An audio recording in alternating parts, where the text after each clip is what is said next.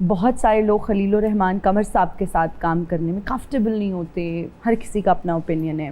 اگر کوئی اچھا رول آفر ہوتا ہے ان کی طرف سے, would you like to work with him? شاید میری اپنے کریئر کا one of the best characters I have played, میں کہوں گی in terms of the written character, جس طرح وہ لکھا گیا تھا جی جی, وہ خلیل صاحب ہی کا تھا. واو. میرا نام یوسف ہے. میں نے خلیل صاحب کو ایکچولی کہا تھا کہ میں آپ کی فین ہو گئی ہوں کیونکہ آپ نے ایک عورت کی سائیکی کو جس طرح سے سمجھا ہے اور جس طرح سے اس کو شکل دی ہے, کسی عورت نے کبھی مجھے ایسا کردار نہیں دیا لکھ کر, نہیں دیا, کیونکہ ان کے اندر ایک بہت کریٹیو اور سینسٹیو شخص ہے. اب اپنی وہ ذاتی زندگی میں جو بھی کریں, اگر وہ منظر عام پر نہ آئے تو اچھا ہوگا. میرا خیال ہے اپنی ڈگنیٹی کو برقرار رکھنا بہت ضروری ہوتا ہے.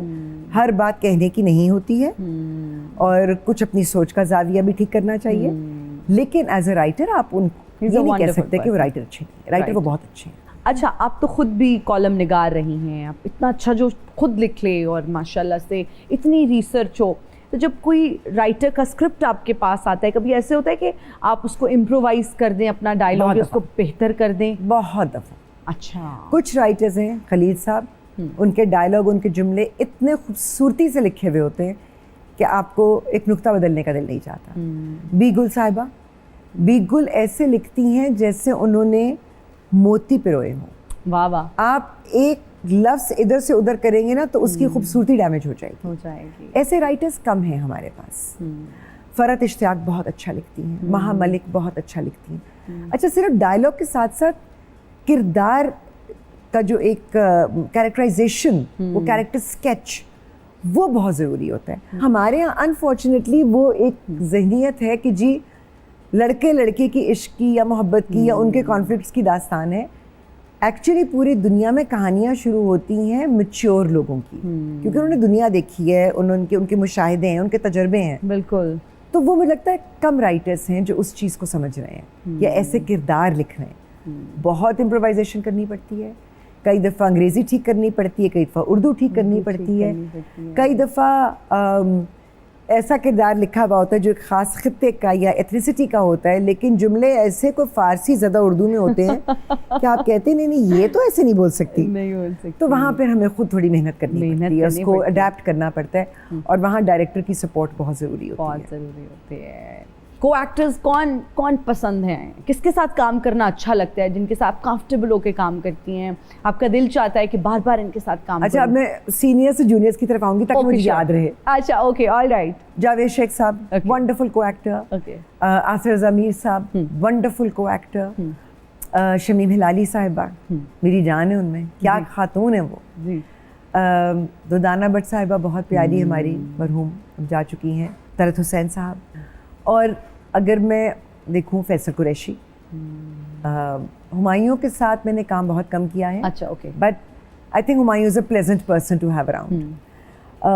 خواتین میں ارسا کے ساتھ بہت مزے کی بنتی ہے. اچھا. صبا فیصل کے ساتھ بھی میں نے کام کیا ہے.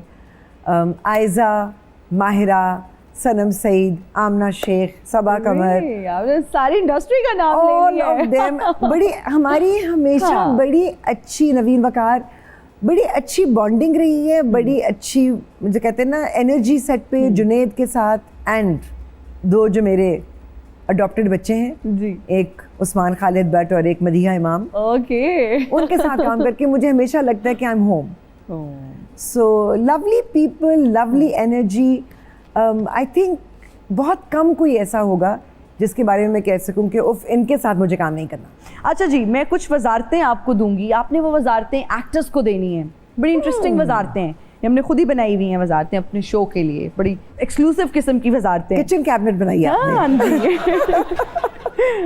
وزارت ماحولیات کس ایکٹر کو دینا چاہیں گی؟